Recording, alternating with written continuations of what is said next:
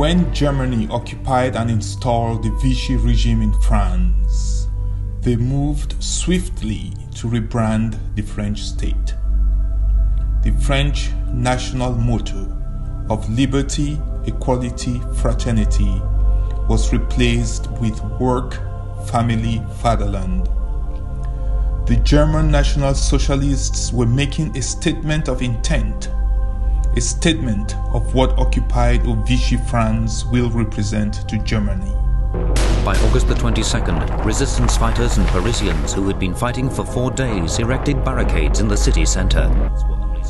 Naturally, the French rejected and resisted this dehumanizing imposition.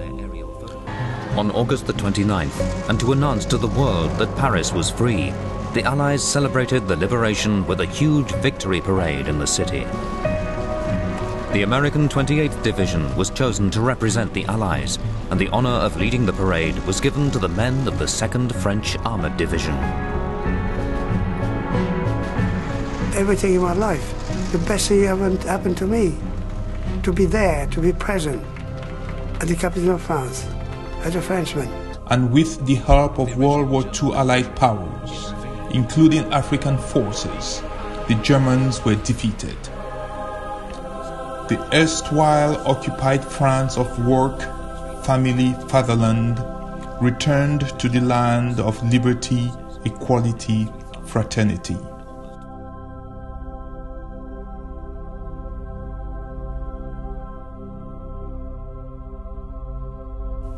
How viciously ironic that France now manages her African possessions such as the Republic of Cameroon, no different from how the German National Socialists managed occupied France.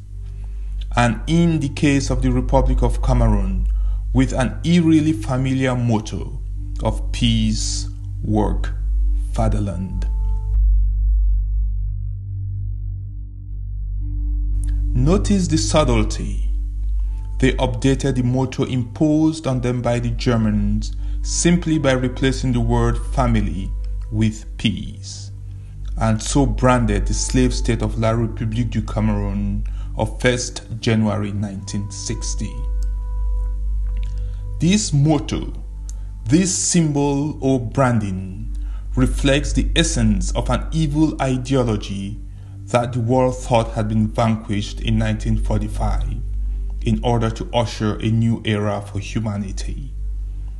This evil ideology is thoroughly expressed in the management of the Republic of Cameroon and by extension Ambazonia by France.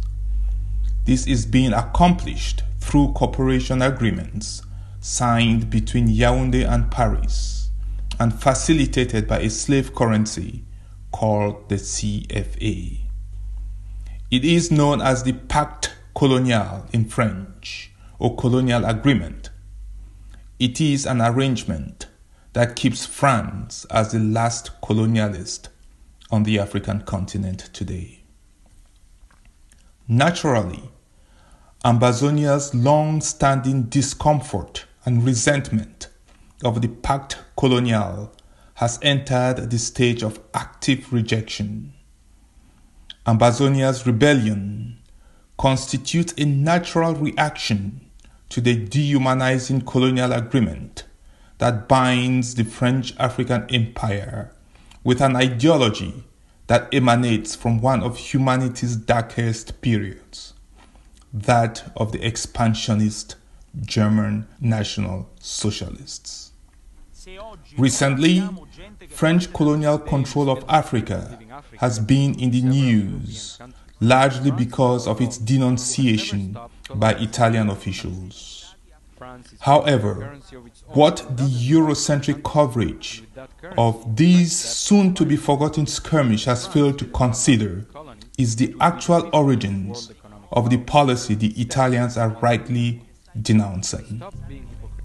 According to Dr. Christoph Lehmann, a German psychologist and the founder and editor of NSNBC, he wrote, and I quote, "On the 9th of May 1941, Hemen, the German ambassador to France declared that he had signed a treaty with the French Admiral Dallan. The treaty would place German commissars within the French National Bank's departments for foreign currencies and international commerce.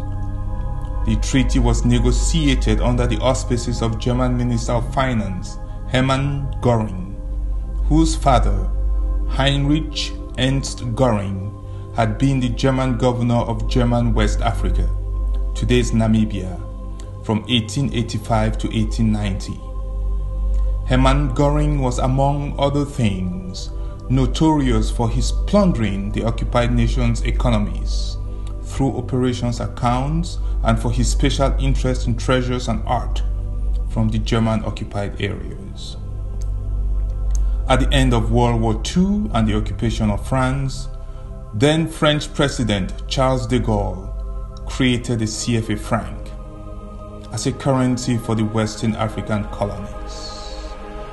De Gaulle created a monetary union whose functions of control were based on the model Germany had used to usurp German-occupied France. End of quote. World War II ended on September 2nd, 1945. The CFA franc was created on December 26th, 1945. It's been 74 years and counting. This vestige of Nazi Germany that has been allowed to take root and prosper in Africa must come to an end.